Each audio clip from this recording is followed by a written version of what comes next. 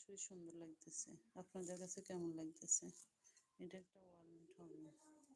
মাঝখান দিয়ে কিভাবে জানি ও ফুল বসাবে। ফুল বানাচ্ছে মনে হয়। ওদের রুমে মনে হয় ফুলগুলা। ফুলগুলো ওদের রুমে। সুন্দর লাগবে।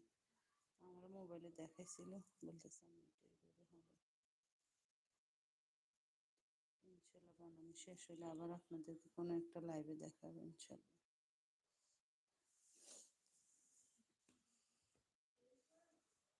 কে কোথা থেকে দেখতেছেন লাইভটা একটু কমেন্ট করেন, একটু লাইক দেন।